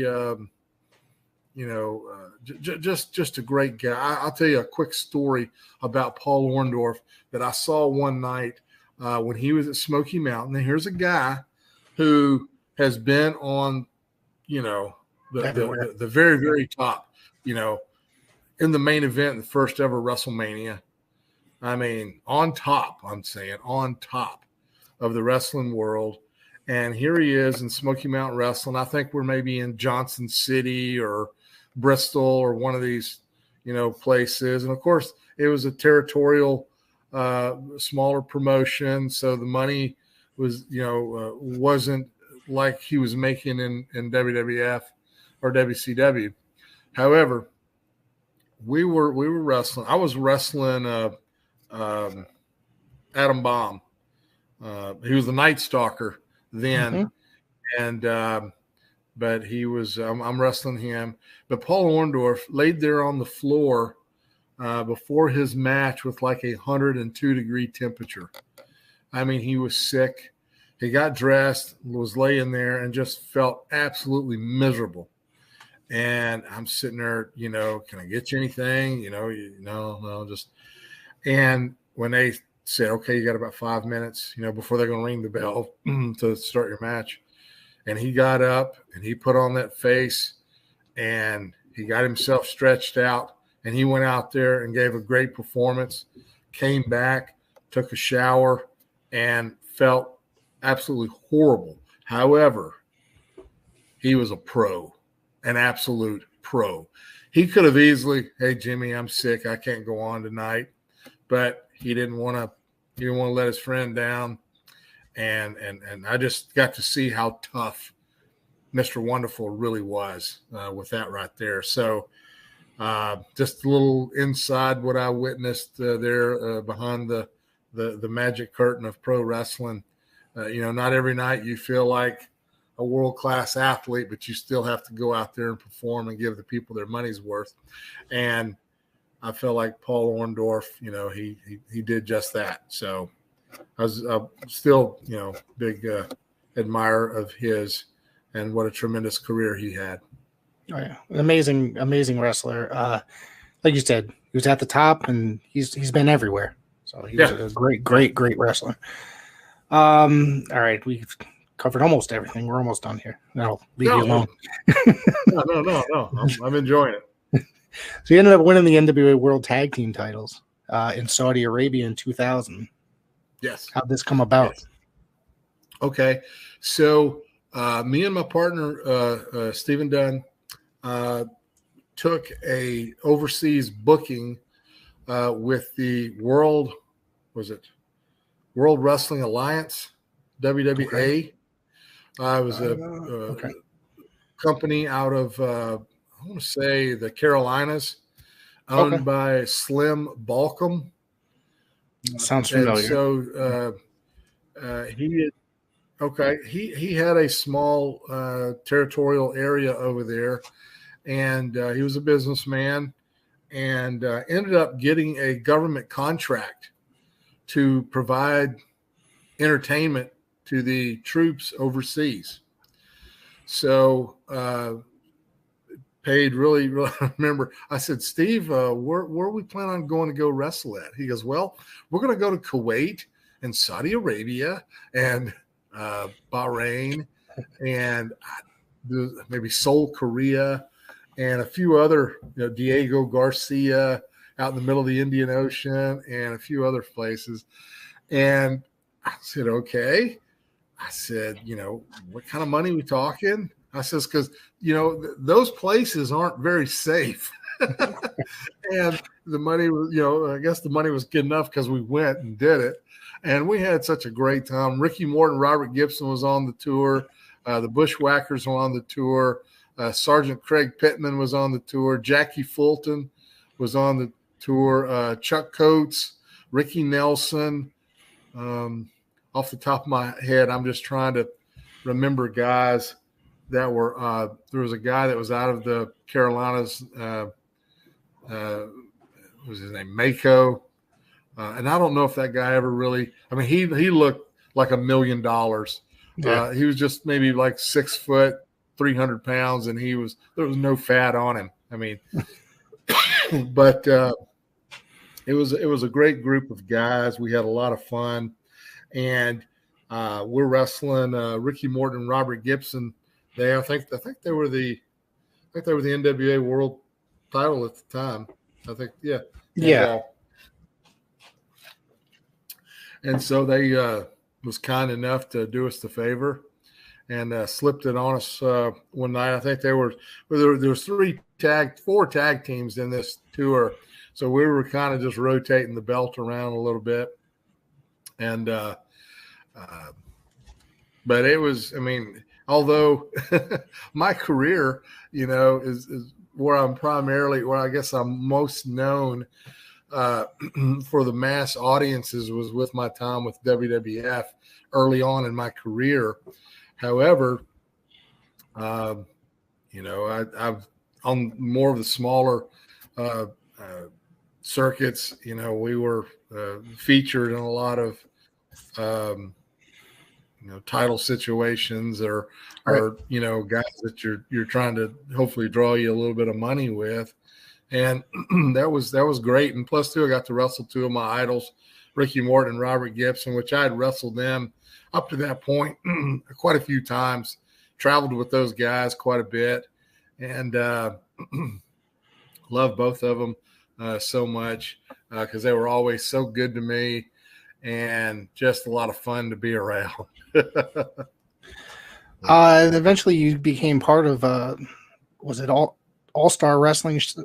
I got the name here. Was it Showtime All-Star Wrestling? Showtime All-Star Wrestling. But before I did that, back in 99, I had a little project that we did. It was called Main Event Championship Wrestling. Okay. And we had, if you go on YouTube, you might be able to pull up some of the clips.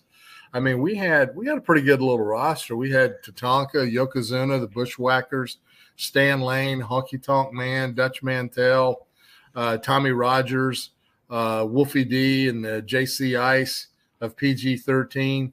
They were there. The Pit Bulls from ECW was there. One Man Gang had come in and did a couple of shots for us. And this was based in Nashville, Tennessee. And basically we had like 6 months to try to get a television show syndicated. And we were on the local NBC affiliate on Sunday nights at like 11 o'clock. And it was a really slick show, and we had a little bit of money behind us and just could not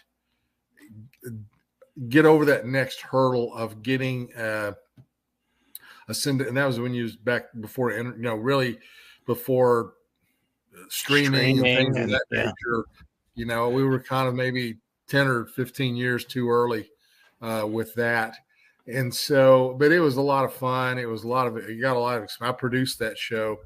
So always, tell your listeners to go out and try to look for some tapes on that, and you'll be, I mean, it's some good stuff. It was some good, Chris Champion, who was on WCW, who's Wildside Chris Champion. I think he was teamed up with Nelson Royal, and just names keep popping off in my head that I want to mention because they were all so instrumental in making that a success.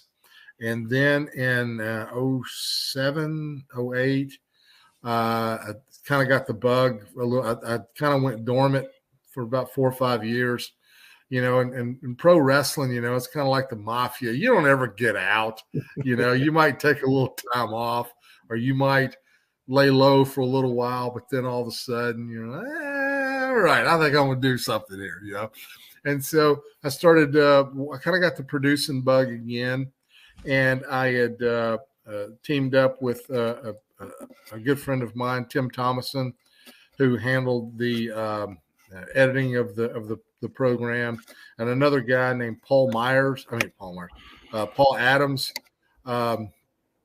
who handled a lot of the booking of the show and the writing of the show.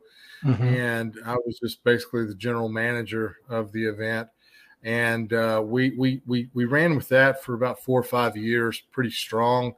Ended up getting on a CW affiliate here in Nashville. We were on Saturday nights at 8:00. I mean, for local independent wrestling, that's pretty strong. And I feel like we had a really, really strong product. And, if I tell people what I actually put that show together for, they're going to say, "Oh, you're lying. There's no way you could do that."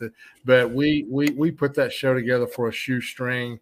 And, and we weren't trying to rival, WWE or all these super. I thought, let's do the opposite of that. I go, we're not going to fill up a 10,000 seat arena. We're not going to fill up a 2,000 seat arena. So let's go back to old studio style wrestling, where basically you got to have 100, 200 people in a building and create that live atmosphere that, of course, the Manhattan Center had. Of course, that holds a few people there, but I wanted to create that live electricity in a small venue.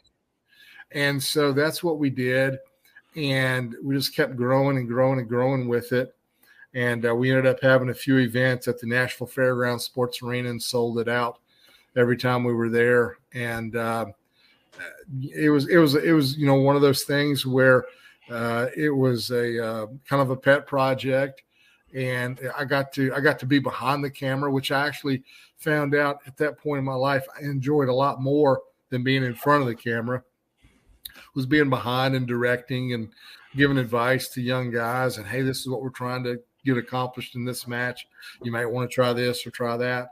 And so all the experiences that I'd learned through the years from so many different wrestlers that had so many different backgrounds and so many different experiences, that I was able to draw a little bit of this and a little bit of that. And I'll take something over here from Rip Rogers, and then I'll take something from Bobby Heenan, and then I'll take something from a good friend of mine named George Weingroff, who used to be one of the owners of ICW,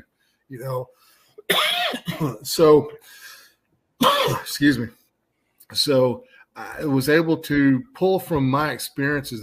Tojo taught me this, or Jerry Lawler showed me that, or, me and Brian did this one night, so I was able to try to help these guys further their career or their experience, because not everybody that gets into pro wrestling wants to go wrestle at the WWF. I we're talking to some of these younger guys. They were like, no, I don't care a thing about going there. I just want to try to do it here locally and be the best that I can be. And it took me a little bit to try to come to grips with that, but I was like, you know what? They're right. Be you. You get. I mean, everybody gets in this business for different reasons. Not everybody's got to get in the business to try to go to the top. Get in it to be the best you can be. And then, just a few years ago, I learned something from Crimson, who used to work for Impact Wrestling. He was running a little wrestling school up in Clarksville, and he would have people there, and I would be like, how come you have this guy here? He's never going to be a pro wrestler. Or why do you have this girl here? She's never going to. He goes, you know what? He goes, some of these folks, they know that when they come here. And I'm still scratching my head like, why would they do that? And he goes, well, some people, maybe they realize they're not going to be a wrestler, but they might be a pretty good ring announcer. Or they're not going to be a wrestler, but they might be a pretty good valet.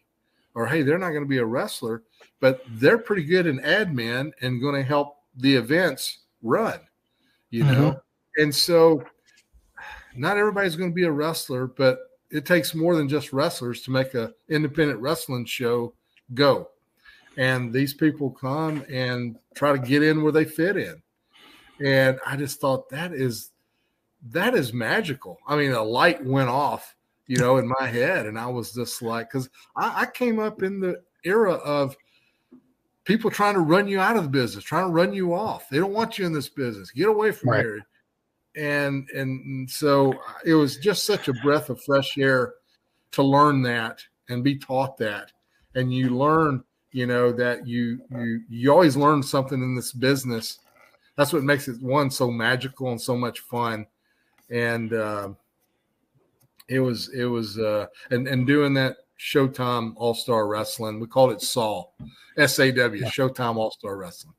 And if your listeners are want to look that up, I'm sure they can find it on YouTube somewhere. Yep, I've seen it. We actually had some pretty good young talent on that. I've seen it. It was a really good show. You guys had a guy, was it Flynn Hendricks there, or Dyron Flynn there at one point? Did you ever have him there? Probably so. We've had, like I said, we ran for 5 or 6 years, and we had so many guys come through there. After a while, Yeah, he was a student of Tony Falk, Cowboy Tony. Okay, yeah. And I know Tony was involved with you guys as well. And I had him on my podcast, Flynn, and we talked a lot about the SAW. So, good, yeah. And I remember Main Event Championship Wrestling. I had a bunch of the tapes. I bought them online one day back in the day. So good. Yeah, it was a good product. I thought it was like you said, it was a shame that it didn't get picked up and get out there. Yeah, that was a weird time because I was looking to really get out of the wrestling ring myself and get behind the camera a bit more. And I fell in love with that aspect of it then, and that's what caused me to do it again on a lot smaller scale with Showtime All-Star Wrestling. But I never would have been able to do any of that if it wasn't for Tim Thomason and for Paul Adams, because those two guys did a lot of the heavy lifting and a lot of the grunt work and a lot of the stuff that everybody wants to have the spotlight on them, and everybody wants to be the star and that. But they did a lot of the, like I said, they did a lot of the heavy lifting and making that promotion work and making it what it was. And I was fortunate enough to just kind of sit back and guide a few things every now and then. But if it wasn't for them, that project would have never gotten off the ground. The name Paul Adams is slightly familiar. Was he a manager at one point in the business? If maybe it's not the same guy. I know it's kind of a relatively common name. Yes. He was? Yes, he was the manager. Okay. Yeah, he was a manager, and he was from New York.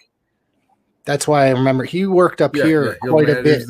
He came out and he always had the. Yep. Okay, yeah. Right. He came out and he had a white towel. And everybody called him Towel Boy. Yeah, he worked up here quite a bit. And we actually. Go ahead. Sorry. Yeah. And we had did a SAW reunion event back in October of last year at the Nashville Troubadour Theater, and it was sold out. We had a tremendous response, and we were looking to do a couple of more events, and just a couple of things contractually kind of got sideways, and I thought, you know what, I'm enjoying my life now away from the wrestling business. I don't want to get involved with anything that's going to stress me out or take me away from my business or my family. So I thought, you know what, it was fun for that one night, but I'm just going to just let it rest. And I've got my belly full of wrestling in my life. So with having a full belly of wrestling, I thought I enjoyed that night, and it was a lot of fun. Got to see a lot of old faces. Great experience, but I think in this business you always learn to never say never. So I won't say that, but it'll be a few years before I ever do anything like that again. Well, I want to say thank you for doing this and coming on. Is there anything else you'd like to throw out there before we say goodbye?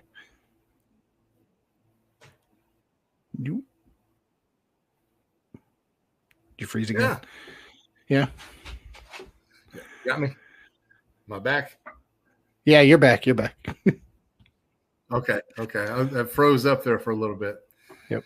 No, I'm honored. I'm honored that you asked. I'm honored that your listeners hopefully would want to hear a little bit of my story and what I have to say, and listen to an old guy talk some old school wrestling and old time wrestling, and I always enjoyed meeting the fans that were pro wrestling fans. I'm a pro wrestling fan still to this day, although I don't watch much wrestling these days. But every now and then I'll break out an old tape and watch some of my old buddies, perform, and I've started enjoying watching some podcasts, and it's just, for me, it's kind of like a class reunion. I get to see old friends and hear their voices and hear them talk and tell stories, and it kind of puts me back in that time and that mindset. And then when I'm tired, I could just turn the computer off and then go back to my regular life. Well, there you go. Where could everybody find you? Well, I tell you what, right now I've got an action figure that's been launched this month, and if you'll go to my my Facebook page, which is my shoot name. It is Neal, Neal Hargrove, Hargrove on Facebook, Neal Hargrove, and go on there and you'll find some information about the action figure. I had a company reach out to me a little while back and asked if I'd be interested in doing that. And so they did an absolute smashing job. They sent me some proofs of it, and it is spot on. A lot of people don't know, and I don't know if you can be able to tell from, I'm not wearing my glasses, but so my vision's a little blurry, but I have two different colored eyes. For my whole life, this one is blue, my right one is blue, my left one is brown hazel, and then on the action figure, the eyes are that way as well. So wow. I thought a lot of detail in it, and it's not for mass consumption, like you go to Walmart and get as many Hulk Hogan's and Ric Flairs as you want. These are kind of more of a collectible product. Limited edition. Yeah. So if you have a very strong wrestling action figure collection, you will definitely want to add Reno Riggins to the mix. So if you go to my Facebook page, there'll be some direction there to get you linked in and hopefully get you a pre-order for one of those. And I appreciate, I think I'm making a couple of bucks, but not a whole lot, but I think it's pretty neat to have in a collection. I have two sons, and they grew up, being wrestling fans, and they have a huge collection of action figures. And so they're waiting for their dad to be added to their collection. So they said long overdue. So that's awesome. Congratulations on that. I'm going to have to go and order one. So I want to thank you very much. Yeah. I want to thank you very much for doing this. I had a lot of fun talking to you, and you're going to have to come back sometime. Please. Anytime you want me, just let me know, and we'll knock out some good wrestling stories and experiences, and because I've got tons of them and had great experiences. And you know, it's very flattering to be asked to come on and do something like this. I enjoy it.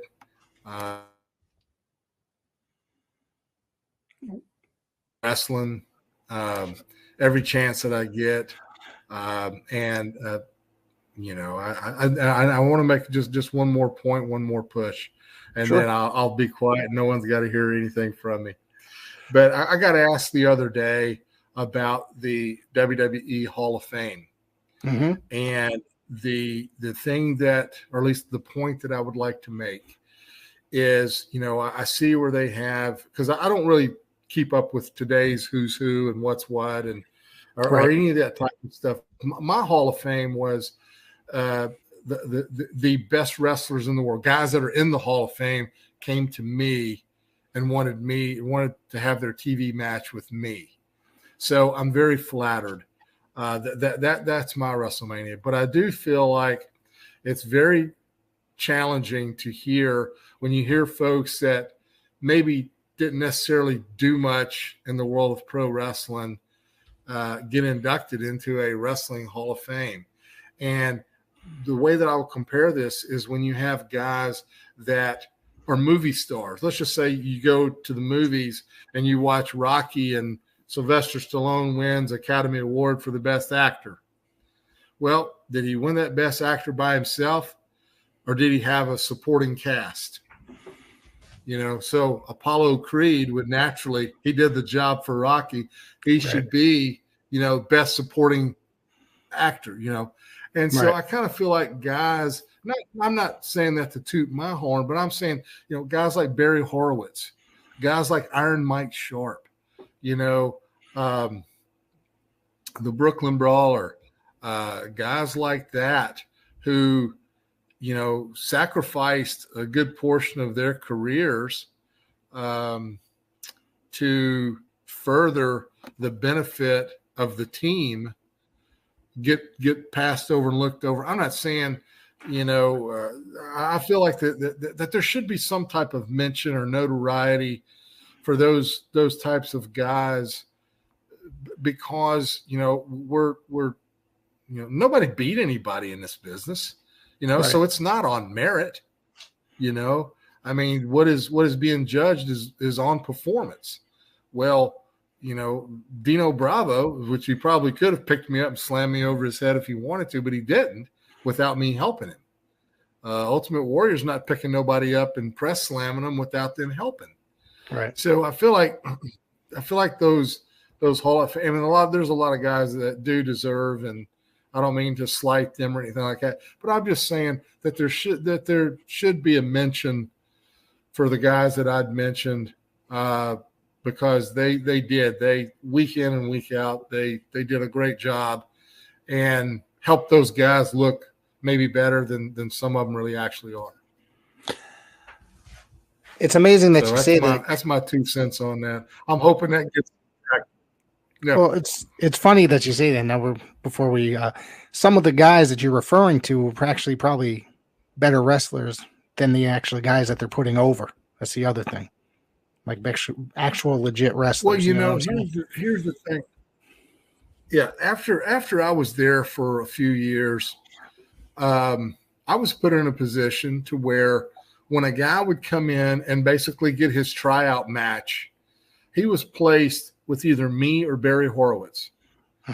That was, I mean, we probably dominated 100% of when a guy came in, they had their tryout matches with us. And then at the end of the match, or we would come to the back, and the road agent, and sometimes even Vince, and they would ask, how was it? What do you think? And so I kind of, at that point, feel like, I guess our opinion really matters because they're coming and asking for it. And so maybe, you know, and I feel like, you know, in the role that Barry and I was in, I know we were paid quite a bit more than the other guys that were there to do that same job. So we created some value for ourselves in that company. And so, like I said, Glenn Jacobs, very first match was with me.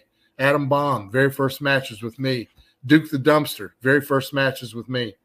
And I probably could go on and on. That a lot of those guys, when their very first match came, and there were some guys that came and had their very first match with me and weren't there, didn't make it, they didn't get to have a cup of coffee. They were like, okay, we'll call you. Yeah. And so sometimes that would happen. But, but like I said, I feel like it's kind of long overdue at this point. Barry Horowitz, Iron Mike are the first two guys. Steve Lombardi, he was a lifer there. He was, I think he worked there 30 years or something. I don't know. I know. He was a fixture when I already had. Speaking of first matches there, tryout matches and whatnot, did you work with Tom Brandi for his tryout match? Or am I mistaken? I worked with Tom Brandi, but I don't know if I was his very first match or not. Possibly could have been. I like Tom Brandi. I liked him. Yeah. Good guy. Yeah. All right. I want to say thank you once again. And like I said, we're going to have to do this again. I had a lot of fun speaking with you, and I'm sure we can do another 2 hours. So. Oh, easily. Yeah. Thanks for having me. I hope all your viewers enjoyed what we talked about this evening. Hope they enjoyed listening to some of my wrestling, some of my stories, my anecdotes, and good luck to your